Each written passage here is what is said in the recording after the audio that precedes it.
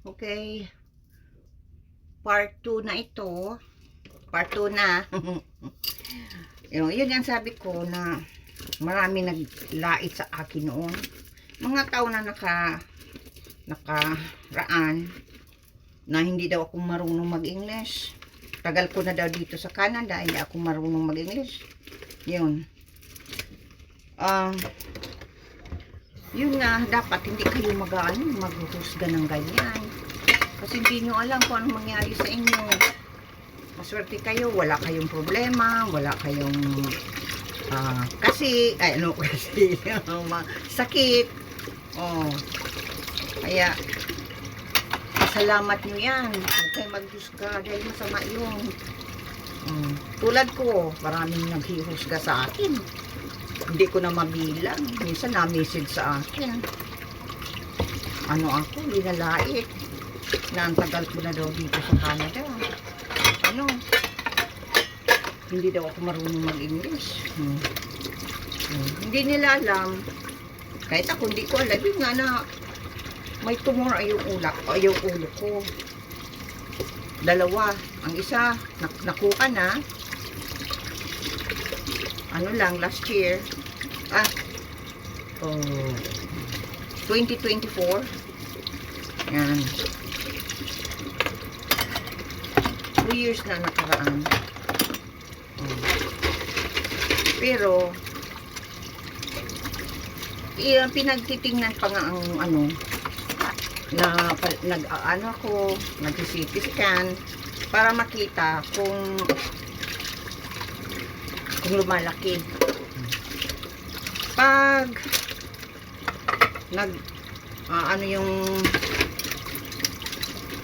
yung tumor lumalaki at nagkikilos,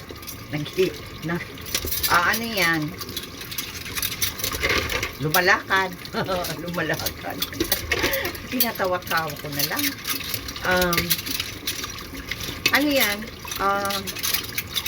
Siguradong uupirahan naman ako. Kaya, doon sa mga mahilig manglait, masama yun. Dapat maging masaya kayo, magpasalamat kayo na wala kayong problema. Kaya huwag kayong manglait, masama yun. Paano kung dumating ang araw ay makuha nyo, magkasakit din kayo. Ako nga, hindi nang lalait ng kapwa, pero tingnan mo, dahil sa depression ko, dahil sa stress ko, nang naloko ako noon ni Paulo Buera, yung peking director, scammer pala yun, saka James Martinez, na dating indie film actor or extra, pero yan, scammer pala yun. Ang mga at kasama yung kasabwat yung kapatid at nanay, more than 300,000 lang na-scam sa akin noon ni James Martinez. Yung palang hinahanap ko. Kaya napaayos nila yung yung bahay nila. Kasi dati nakita ko yung ang bahay nila doon ay barong-barong. Pagkatapos napaayos, simento na, at may nagkaroon pa ng tindahan. Dahil nga sa pag-i-scam sa akin, ikalain mo nakakuha ng more than 300,000. Kaya yan ang pero masama yun. Yung mag-i-scam ka at kasabwat pa ang magulang ka kapatid para i-scam ako. Yun, mabalik yun sa kanila. Kaya ay grabe. Kaya yung si Paulo Buera, palaging minamalas. Wala man nangyayari sa kanyang mga indie film pictures, wala naman nangyayari. Dahil nga sa pag-i-scam niya. Ang target nila ay yung taga sa ibang bansa. Tulad ko. Oh. Kasi kung taga dyan sa Pilipinas, hindi sila mag-i-scam. Ang ano nila, yung taga ibang bansa. Kaya yan. Kaya si Paulo Buera, napaayos ang bahay nila. Kasabwat din yung nanay, pati ang kapatid na babae. Kasabwat sa pangluto sa akin. Yan, kasabwat. Mga ano yan na, kunwari, mag-direct ng pelikula. Umuwi pa kami ng Pilipinas. Wala naman nangyari. Gabos, lahat-lahat na gastos namin. Ay lampas ng 1 million. Yung namin doon. Dahil pati, kalain mo, ginawa kami ni Paulo Buerang,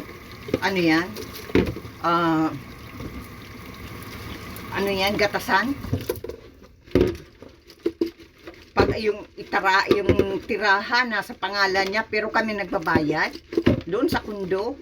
Pero papakilala niya sa kanya, pero kami nagbabayad. Scammer nga. Pati pagkain niya, galing sa amin. Ay grabe, ang kapal ng mukha talaga. Pati pa nga pamasahe niya, galing sa amin. Pati ang laundry niya, galing sa amin. Kalain mo, nagahanwas ako. Akala ko mahal ang paglalaba. Yan pala, 35 pesos ang kilo. Kasi nagtanong si Ali doon, dadaanan, may nakita. Dahil sa tabi lang ng nung kondo.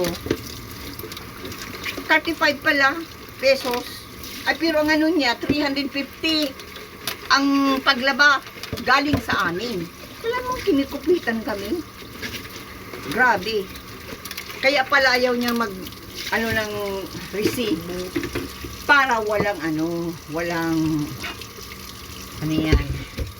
ebidensya. Yun, dinamdam ko yung mga pangluloko sa amin. Yun, kaya ako nagkasakit. Dahil dinamdam ko, ilang taon yun. Ilang taon talaga. Kaya yun, nagkasakit ako. Dinamdam ko, lalo na pag nag-iisa ako, tulad ngayon, nag-iisa, hindi ako live, nagre-record. Yan, naisip ko yung mga panluloko sa akin, yung pag-scam sa akin. Grabe. Pati si Paulo Buera ninakaw yung mga alahas ko. Ay grabe. Kaya more than 1 million ng sa akin na wala. Kasama niya yung plane ticket namin, yung pagkain, yung gastos kay Buera, sa pagkain niya, pamasahin niya. Ay, grabe. Utang ng utang sa akin, hindi naman nabayad. Tita, pautang ng may pupuntahan ako. Kalain mo yan.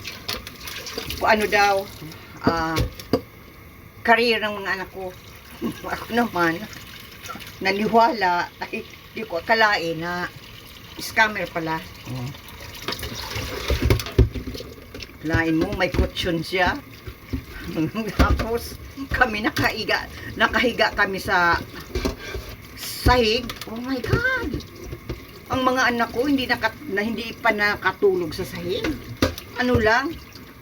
Banig lang. Oh my God, grabe.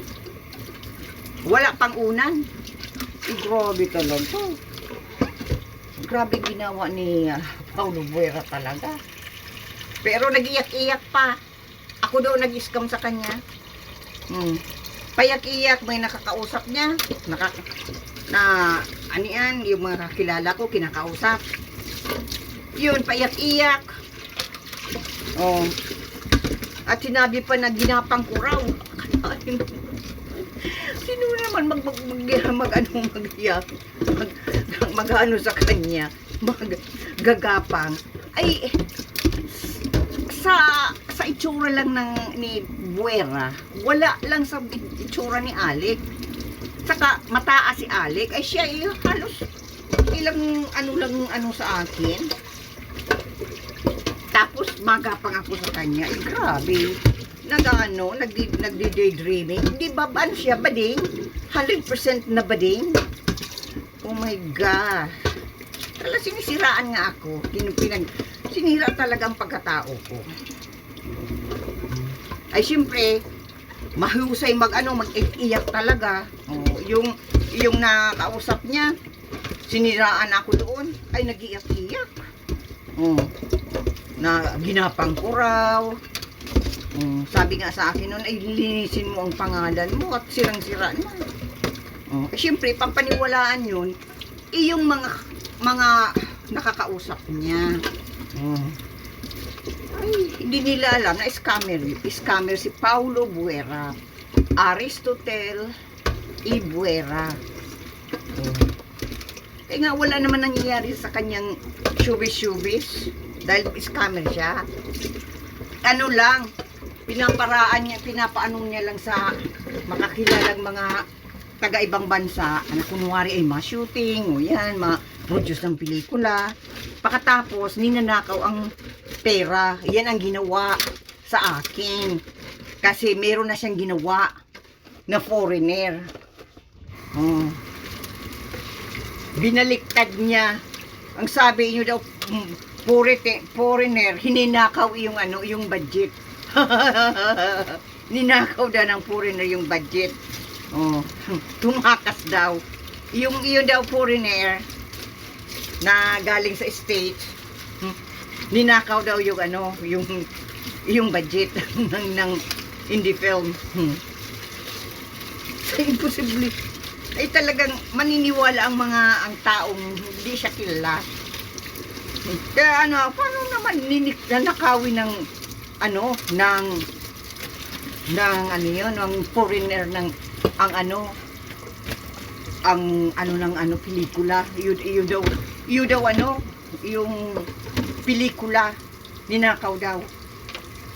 Siya pala ang nagnakaw. Ako nga ninakawan, pati mga alahas ko ninakaw. Ninakaw niya, may mga proof ako. May mga proof ako na ninakaw niya ang mga alahas ko.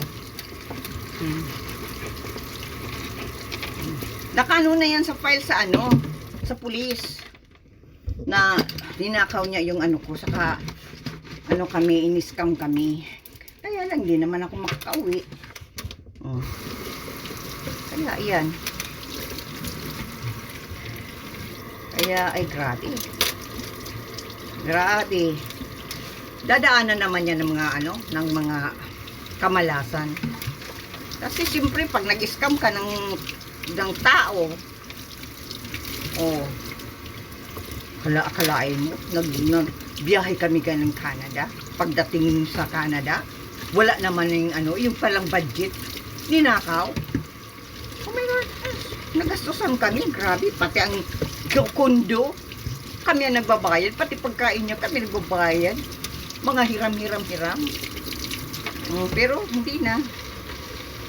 Pamilya naman kami, tita. Diba? Pamilya naman tayo. Ay, syempre, hindi pa ako scammer na nasa kung talaga nasa showbiz yan. Pero ngayon ay grabe. Kaya kayo na kung gusto nyong pumasok sa showbiz, dapat yung legit talaga. At huwag kayong magbigay ng pera.